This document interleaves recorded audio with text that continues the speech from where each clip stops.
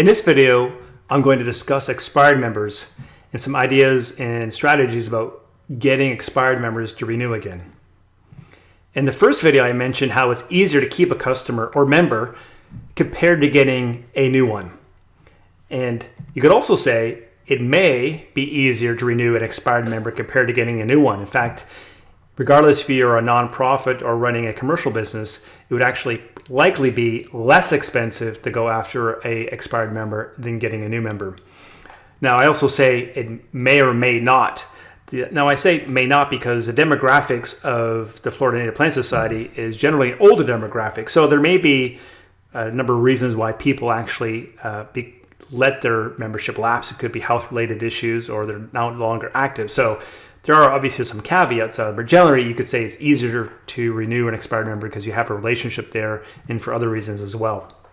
The reason why I'm actually mentioning this in this video is because it's brought to my attention when I had some discussions with some board members that the current situation is that every person that needs to renew their membership gets 2 monthly email reminders. Actually, I'm not sure that's 2 monthly email reminders, but it suggests that it's 2 reminders in total plus a snail mailed reminder. So the question is, well, why are there only 2 renewal emails and why does it end after that? Now, the thing to keep in mind is that we already have some form of relationship with expired members. So you can generally think of them as a somewhat warm relationship as opposed to trying to introduce ourselves to somebody who has no idea who we are and trying to get that person to become a member. So hopefully that relationship is a good one. And my argument would be, we want to keep on going back to the well until the well is dry. So we want to keep on sending renewal notices until that person is no longer willing to become a member and there's really no money left. But as time goes on, there's always going to be some percentage of people who let their membership expire. So hopefully we'll continue going after those folks to re-up their membership. And we should really be using email as the main marketing renewal tool. Even one snail mail can actually add expense, especially if you're a nonprofit with thousands of members. Email is actually a fairly inexpensive tool to use. So my suggestion would be keep sending renewal emails until 1, they either unsubscribe to the list, which is fine. People are going to unsubscribe. It's just the nature of running a business or running a nonprofit. Or 2, they're no longer active on your list, which means the emails are not being opened. So after 6 months or 12 months, if they're not opening up the emails anymore, they should really be removed from that list, especially if there's an email system that charges you X amount of dollars for a certain list size. So why do we want to keep on sending out renewal emails? Well, we have to keep in mind that there are many nonprofits out there here in the United States, and they're all asking for money, and they're competing for a limited amount of dollars. And assuming there's a bucket of money available each year for people to donate, there's only so much to go around. So we want to make the Florida Native Plant Society the recipient of the limited amount of donor dollars available. Another thing to keep in mind is that when someone receives an email, we're also reminding them that the Florida Native Plant Society exists. If we no longer send them any publication or any emails, over time, they actually may forget, or other nonprofits will come into their mind. So over time, if that relationship is not maintained, it's going to get cold and it becomes more difficult to reestablish that relationship over time. So we do want to maintain some form of relationship with our expired members. And this can be done by a strategy of content marketing. Content marketing has the potential for higher renewal rates for lapsed members. And it can also equate to higher gross revenue. It could equate to increased average long-term value per member, which is what we discussed in video number 1. And it also has potential for increasing the number of volunteers. The greater number of members we have generally, I'm assuming, equates to a greater number of volunteer hours by the organization. And finally, it's going to help us accomplish the mission of the Florida Native Plant Society. It's okay to ask for someone to renew their membership. There could be a number of reasons why that person has not renewed their membership. Maybe they had full intentions to, maybe they got busy, maybe they didn't receive the email or the single piece of snail mail, and they'll actually welcome the opportunity to renew their membership. It's really a balance between asking and not being annoying. So potentially 4 to 6 times a year would be maybe fine, as opposed to sending an email every 2 weeks for 26 weeks in a year. So one strategy may be is if their membership is lapsed, you send up a follow-up email 2 weeks after it's expired, then maybe another 2 weeks after it's expired, or say 2 weeks after it's expired, then maybe 6 weeks after expired, because there's a saying, you got to strike when the iron is still hot. As time goes on, there's going to be diminishing opportunity to renew that membership. And despite what everybody has predicted, email is not dead. Email is a very effective and affordable way to communicate to people. And there's a saying, you want to go where people want to be met. So a lot of people think social media is going to be the rose of witches. I'm not saying it's not, and I'm not saying it's effective, but there's also a risk of putting too much emphasis on certain platforms that have a limited amount of return.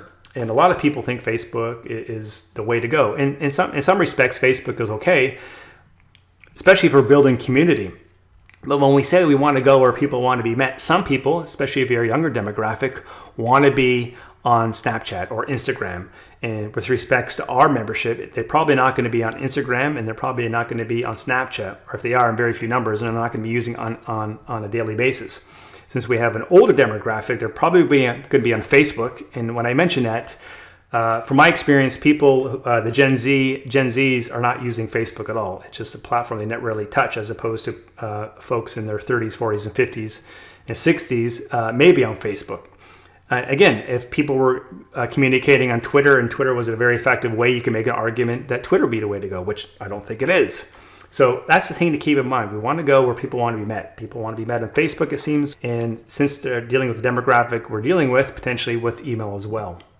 Here's a couple screenshots a screenshot that I took a couple days ago. I recall reading an article back in July about email. And it's interesting, it was a Wall Street Journal. The top one says, a hot new channel for reaching real people. Well, guess what it is email. So sometimes we have to go where people think we shouldn't be going. For example, I mentioned the Gen Zs. Well, believe it or not, since Gen Zs rarely receive any physical mail, you can make an argument if our large portion of our membership was Gen Zs, you can make an argument potentially that send them a piece of mail would actually be something refreshing for them. And then on the second one I highlighted here, so it was interesting, bad news about those constant campaign emails. Well, guess what? They work. And this is with respects to a political campaign. Now, this screenshot is actually from the sign-up form to become a member for Florida Native Plant Society. I thought it was kind of interesting how we have people to select or deselect whether or not they should receive the Sable Minor monthly or bi-monthly newsletter, as well as the chapter newsletters. This may have been set up for spam reasons. I'm not exactly sure. I would suggest that potentially they get it by default, and they can always unsubscribe by using the unsubscribe link in the email. So we want to capture as many people with an email without giving the opportunity to unsubscribe upfront. So, and there's nothing spammy about that unless there's an anti-spam law I'm not aware of. You'll still give them the opportunity to unsubscribe, because all these emails that are going to be sent should have and will have an unsubscribe link. But there's another reason why potentially consider removing some of these extra elements here. When you have somebody who's checking out, if you will, who's doing a transaction, the general rule of thumb is you want to remove as much friction as possible, or as many fields that they have to populate. You will find a higher conversion rate as the amount of fields they have to fill out decreases. And the conversion rate, meaning the tasks are going to complete, in this case, to make a donation or become a member. The general rule is the more fields that people have to complete, the lower your conversion rate. You really want to have as a higher conversion rate as possible when you're trying to have people do a transaction. And then I thought this was kind of odd as well. It says, we recommend, yes, that you'll get any general announcements to members. I'm not exactly sure why this would be here. Again, maybe there's good intentions, or maybe there's some spam law that people are adhering to. I've never seen this one before. Again, it's an extra field that people are being forced to fill out. I just thought it was kind of interesting how it tries not to send emails that would be annoying to members. So I'm not sure if somebody had had good intentions, or they're anti-spam or thought. Anyways, my recommendation would be to remove that if that was possible. So some best practices to consider. First of all, you don't want somebody to be manually sending out a renewal email to individual expired members. Ideally, renewal emails should be automated. So they should happen automatically. Maybe they're sending out 2 weeks or 1 month before that membership expires, and they continue being sent out automatically in a sequence at a set time once that member is flagged as lapsed. So regardless if someone's expired next week or 2 weeks, where they are along that route, they'll automatically receive an email, individually receive that email, say 2 weeks after they've expired. And then let's assume Jane Doe is going along that membership route. Next month, her membership lapses or expires in 2 weeks' time. She would receive an email automatically as well. And then those emails would continue going out automatically. So within the membership system or email system, whatever you're using, those emails are created ahead of time. And then ideally, they're just set up so they automatically are sent out. And the other suggestion would be that each renewal email is a little bit unique. There should really be a new subject line for each email that goes out and a new message that may be fairly similar to the previous messages that went out, but some changes to it, because you do want to make it a little bit unique. Nobody wants to keep on receiving the same email that has the same subject line and the same message again and again and again. Just a best practice that helps with conversion rates. Your email system should generate reports that include open rates, meaning how many people have actually opened up the renewal emails that have been sent out. What is the percentage of people clicking on something? So are they clicking on a link within the email message? For example, is it the Renew Now button? Is it the Renewal Now link? Those are important metrics. And ideally, if you're using a membership system, ideally we have some kind of report that shows rejoin rates. And this may need to be done manually, but it's an important metric as well, because obviously there's no guarantee this is going to work, but we want to make sure that it is working if we're going to continue down this route. And what are the percentage of people who were expired, then rejoined again? These are it's all important information to know. Again, the analytics will help determine if the efforts equate to desired results. Again, there's no guarantee. And also the analytics also help us improve or continue what is working. So we want to continue testing to improve results. And this is becoming a little more advanced now, but there's something called A/B testing, where you'll send, say, an email to 50% of your audience and then make some subtle changes to the email and send it out to the other 50% of the audience. Because what you want to do is find a winning email. You never know, it could be a change of subject line that will increase the amount of open rates and click rates and ultimately renewal rates. It could be a different color of donate button. It is possible to increase dramatically your conversion rates by doing these kind of tests. And when I say conversion rates, in this respect, I'm referring to converting somebody from an expired member back to a member again.